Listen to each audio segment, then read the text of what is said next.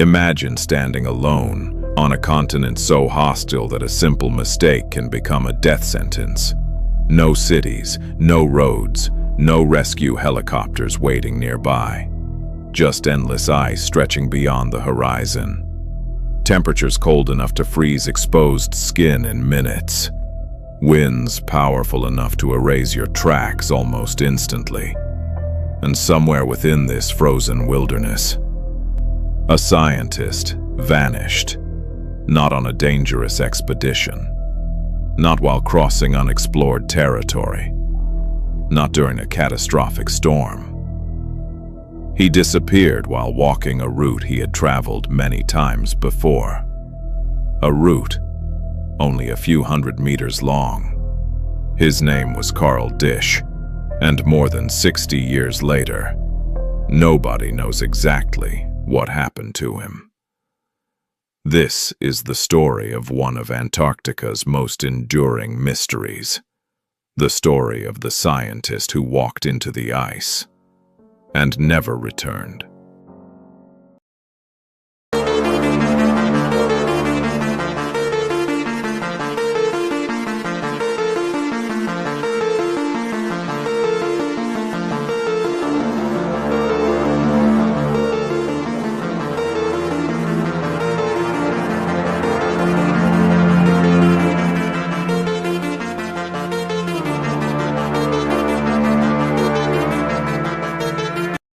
Antarctica, the most hostile place on Earth. Before we can understand Disch's disappearance, we must first understand Antarctica itself. Many people imagine Antarctica as a beautiful frozen landscape, and it is. But beauty can be deceptive. Antarctica is the coldest continent on Earth, the driest continent, the windiest continent. In many places, survival depends entirely on equipment, planning, and teamwork. Remove any one of those factors, and nature quickly takes control. Even experienced explorers can become victims. The continent has claimed pilots, scientists, explorers, and trained military personnel. The danger isn't always dramatic. Sometimes it begins with something simple, a wrong turn, a hidden crevasse, a sudden whiteout, a moment of confusion. In Antarctica, small mistakes can become fatal with terrifying speed. Who was Disch? Carl Robert Disch wasn't an adventurer seeking thrills. He was a scientist, a respected researcher, an ionospheric physicist. His work focused on studying the upper atmosphere and radio wave behavior. These studies were important, especially during the Cold War. Reliable communication systems depended upon understanding how radio signals moved through Earth's atmosphere. Carl's expertise made him a valuable member of Antarctic research programs. By 1965, he was stationed at Byrd Station, one of the most isolated scientific outposts on Earth.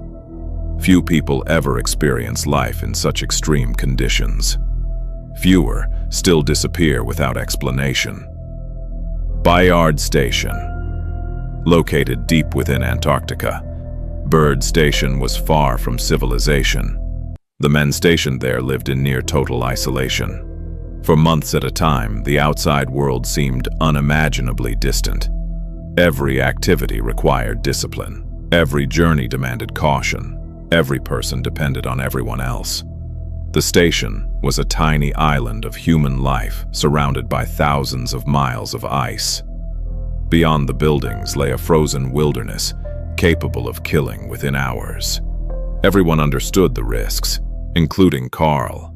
He was experienced, careful, and familiar with station procedures, which is one reason his disappearance remains so difficult to explain. May 8th, 1965.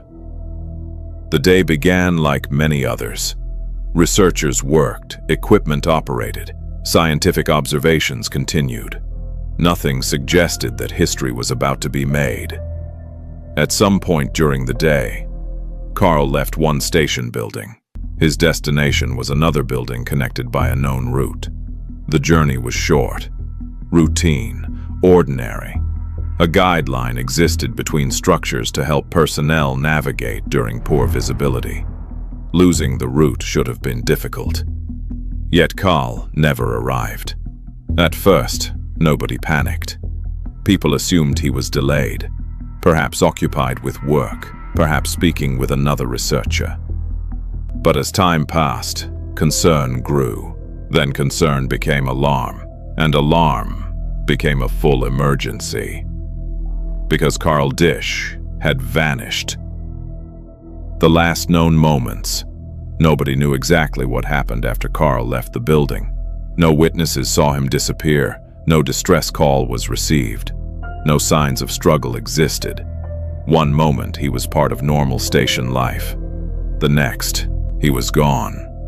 The mystery had begun. And despite decades of investigation, it has never truly ended.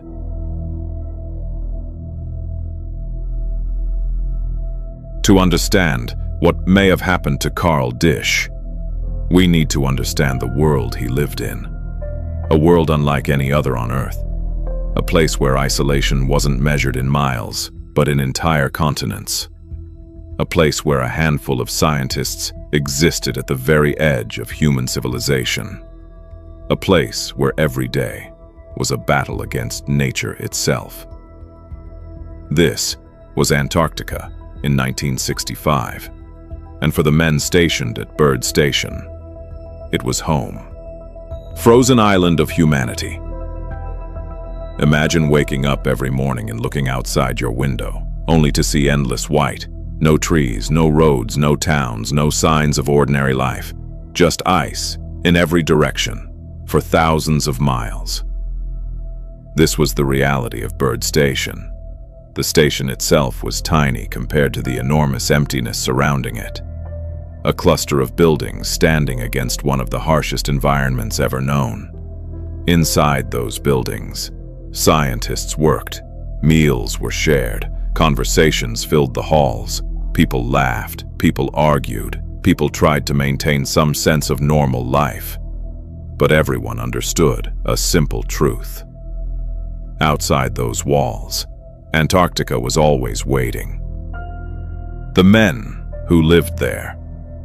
Life at Byrd Station demanded a special type of person. Not everyone could handle the isolation. Not everyone could handle the cold. And not everyone could handle being cut off from the rest of the world for months at a time. The men stationed there came from different backgrounds. Scientists, engineers, technicians, support personnel. But they all shared something in common. They had volunteered to live where very few humans dared to go. Many developed close friendships. They depended on one another for survival. A mistake by one person could affect everyone. Trust wasn't optional, it was essential. Carl Disch was one of these men. By all accounts, he was intelligent, professional, dedicated to his work. He wasn't known as reckless. He wasn't considered careless, which made his disappearance even more puzzling. Beneath the ice. Many people imagine Antarctic stations sitting directly on top of the ice. But Byrd Station was unique. Over time, snow accumulated around buildings, structures became buried, tunnels were carved through packed snow. Parts of the station existed beneath the surface. Walking through the station often felt like moving through an underground world. Long corridors cut through frozen walls. Artificial lighting replaced sunlight. Outside temperatures could be deadly. Inside, life continued as normally as possible. For newcomers, the experience could feel surreal, almost like living on another planet. Some veterans compared it to a future colony on Mars. The isolation, the confinement, the dependence on technology. The feeling was remarkably similar. The long Antarctic winter. As winter approached, conditions became even more extreme. Temperatures plunged, storms intensified, and darkness began to dominate daily life. In some parts of Antarctica, the sun disappears for months. Imagine not seeing daylight, not for days, not for weeks, but for months. Human beings evolved under cycles of light and darkness. Remove those cycles, and strange things can happen. Sleep patterns become disrupted. Mood changes become common. People lose track of time. Even experienced Antarctic personnel sometimes struggled. The environment tested both body and mind, every single day. The invisible enemy. When people think of Antarctica, they imagine cold. But veterans often feared something else even more: the wind. Antarctic winds can be terrifying. They can turn a calm day into a survival situation within minutes. Blowing snow reduces visibility. Landmarks disappear. The horizon vanishes. The sky and ground merge into one endless white void. This phenomenon is known as a whiteout. And during a whiteout, the human brain loses its ability to judge distance and direction. Up can feel like down. Near can appear far away. People have reported feeling completely disoriented, despite standing only a short distance from safety. A building might be 50 meters away, and yet remain invisible. This danger was well known at Port Station. It was one reason guideroads connected buildings. The ropes served as lifelines. Lose the rope, and finding your way back could become impossible. Daily routine. Despite the harsh conditions, life at Bird Station followed a routine. Scientists conducted experiments. Weather observations were recorded. Equipment required maintenance. Research never stopped. Carl Disch spent much of his time studying the ionosphere. His work involved specialized instruments and detailed observations. The data collected in Antarctica helped scientists better understand Earth's atmosphere. The work was important, but it could also be repetitive.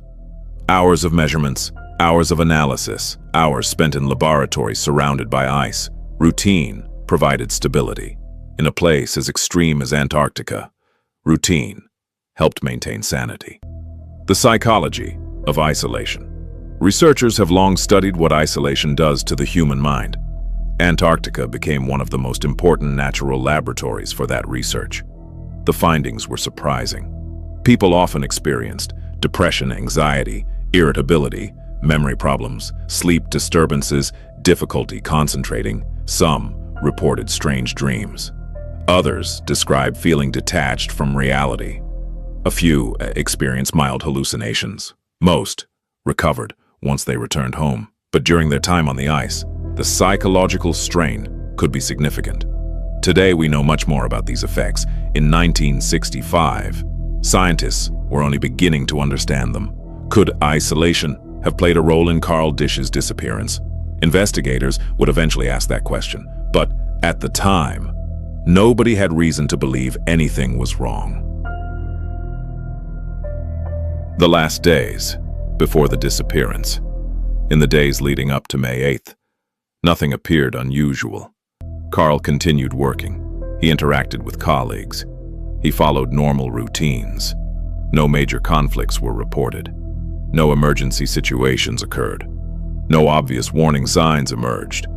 To everyone around him, life seemed normal, and that's what makes the mystery so unsettling. Many disappearances involve clues, arguments, threats, signs of distress. Carl's case offered almost none of these. One day he was there. The next day he wasn't, as if Antarctica had simply swallowed him whole. A continent that keeps secrets. Antarctica is often described as Earth's last great wilderness, but it is also one of Earth's greatest keepers of secrets. Aircraft have disappeared there. Expeditions have vanished there. People have died there without ever being found. Snow falls, ice shifts, storms erase evidence. Nature covers its tracks with extraordinary efficiency. If Carl Disch became lost, Antarctica possessed everything necessary to conceal what happened. Perhaps forever. Yet many investigators would later argue that the evidence didn't completely fit a simple accident. Certain questions remained unanswered, questions that would fuel decades of speculation, questions that continue to inspire debate even today. Because as search teams prepared to look for Carl, They had no idea they were about to become part of one of Antarctica's greatest unsolved mysteries. The alarm had been raised. A scientist was missing. Outside, the frozen continent stretched endlessly into darkness. Every passing hour reduced the chances of survival. Soon, men would leave the safety of Bird Station and enter the Antarctic wilderness. Their mission was simple: find Carl Disch. But what they would discover would only deepen the mystery. The moment Carl Disch failed to return, everything changed. What had begun as an ordinary day at Bird Station suddenly became an emergency. In most places on Earth, a missing person can wait. Friends assume they're delayed. Authorities have roads to search. Aircraft can be deployed. Rescue teams can arrive quickly. But Antarctica is different. In Antarctica, every minute matters, because nature does not wait. And once someone disappears into the frozen wilderness, the odds of survival begin dropping almost immediately.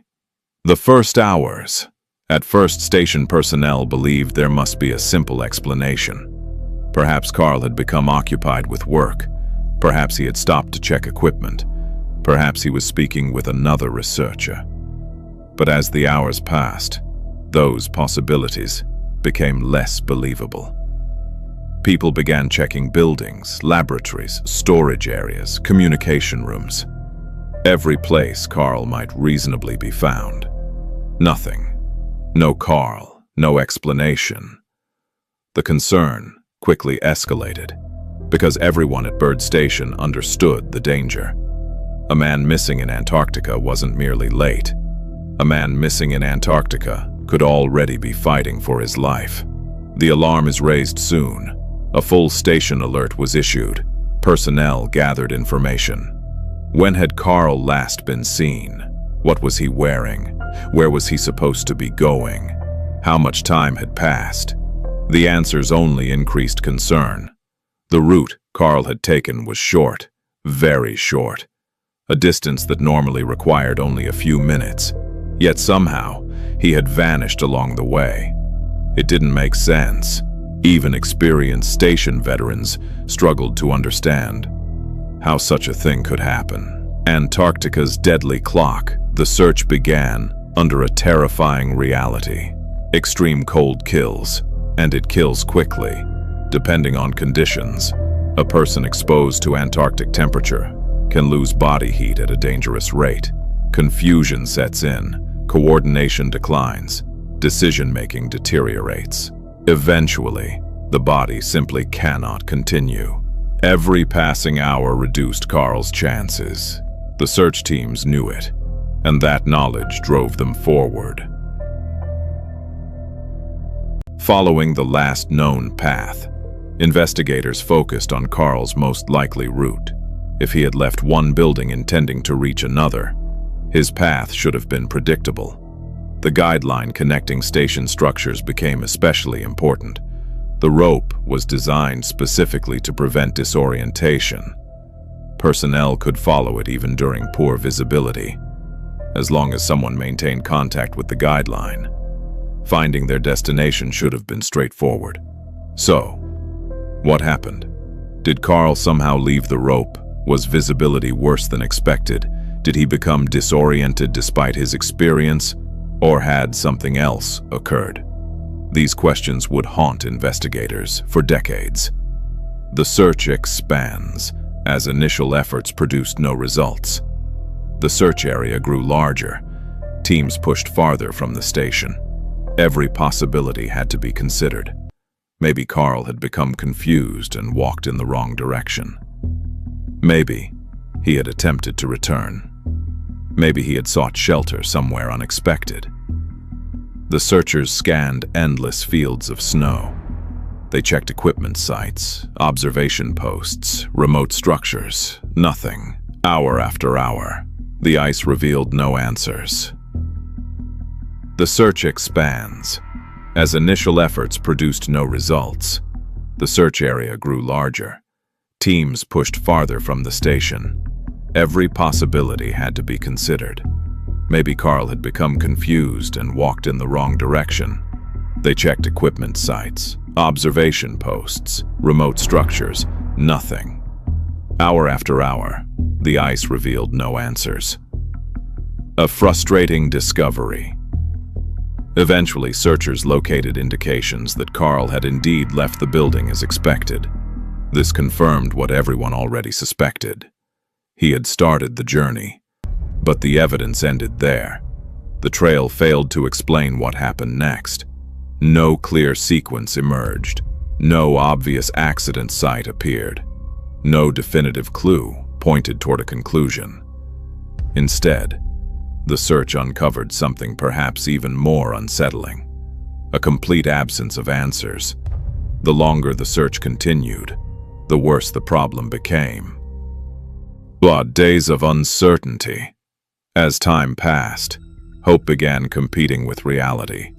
Some believed Carl might still be alive, perhaps injured, perhaps trapped somewhere, perhaps waiting for rescue. Others understood the brutal mathematics of Antarctic survival. Without shelter, without supplies, without immediate assistance, the outlook became increasingly grim. Yet nobody wanted to give up, not while any possibility remained.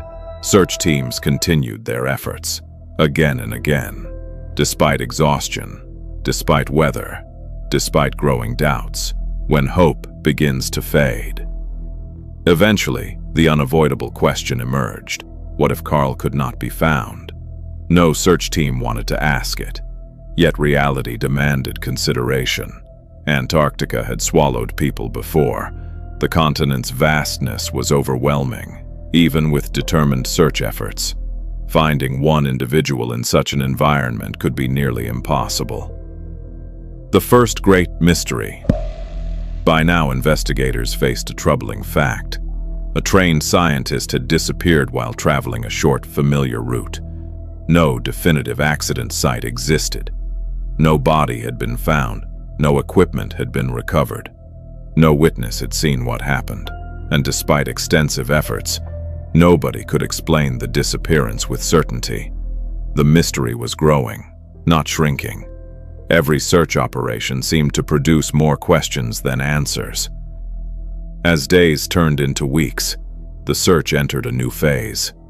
The immediate rescue effort began giving way to investigation.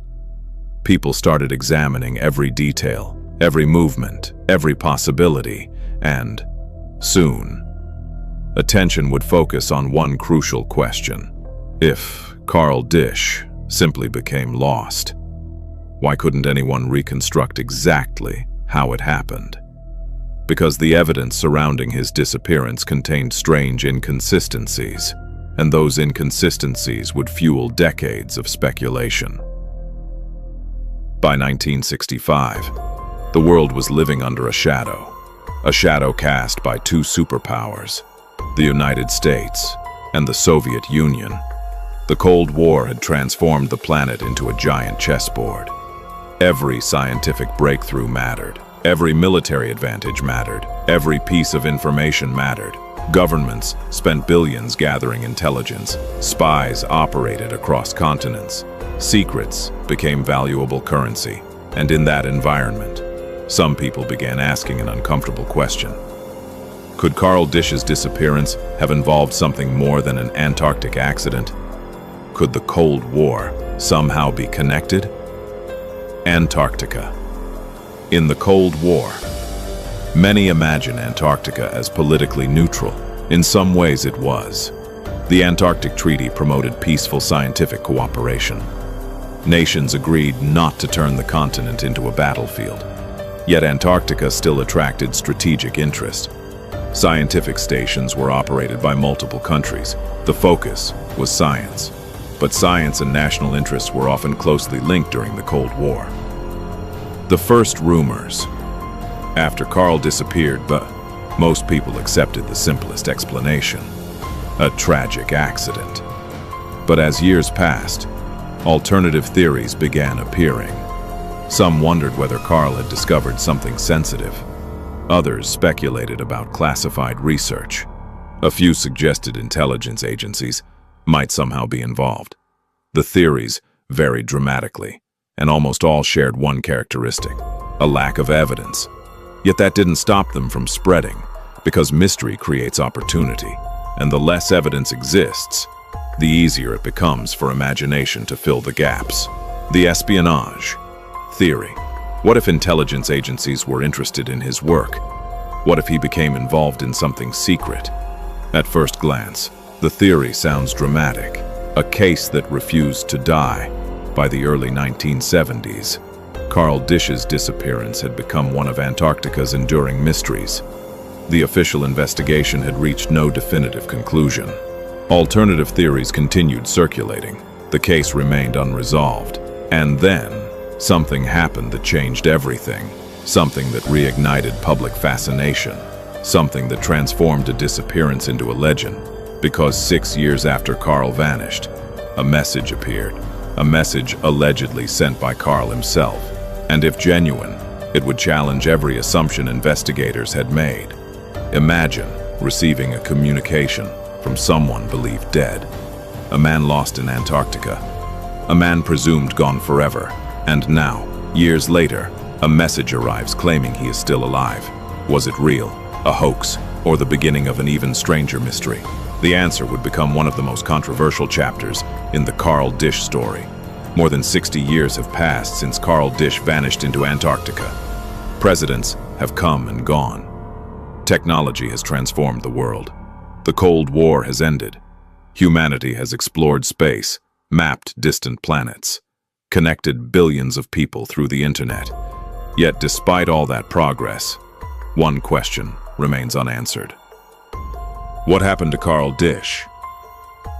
Not because investigators know something extraordinary happened, but because they cannot prove exactly what happened. The difference is subtle, yet important. Why people still care. An interesting question remains. Why does this case continue attracting attention after so many decades? After all, thousands of missing person cases exist. Many are equally tragic. Yet, Carl Disch's disappearance remains memorable. The answer lies partly in the setting. Antarctica feels different. The men who searched. It's easy to focus entirely on Carl, but we should also remember those who searched for him. The colleagues who walked into the freezing wilderness. The friends who hoped to bring him home. The investigators who spent years examining possibilities. The people who refused to give up, even when answers remained elusive. Their efforts remind us that behind every mystery are human beings trying to understand it. A lesson about mysteries. The Carl Disch case teaches an important lesson. Not every mystery has a solution. Popular culture often tells us otherwise. Movies provide answers. Books reveal culprits. Stories reach conclusions. Reality is different. Reality sometimes leaves questions unanswered. Sometimes evidence disappears. Sometimes witnesses never emerge. Sometimes the truth vanishes alongside the person we're searching for. And we are left with uncertainty. We all want answers. Yet life does not always provide them. The Carl Disch mystery reminds us of that reality. A reminder that even in an age of satellites and technology, some questions remain beyond our reach. Some stories remain unfinished. And some mysteries refuse to die. Tonight, the winds still sweep across Antarctica. Snow still drifts across the frozen plains. And somewhere beneath that vast white wilderness, the truth may still lie hidden.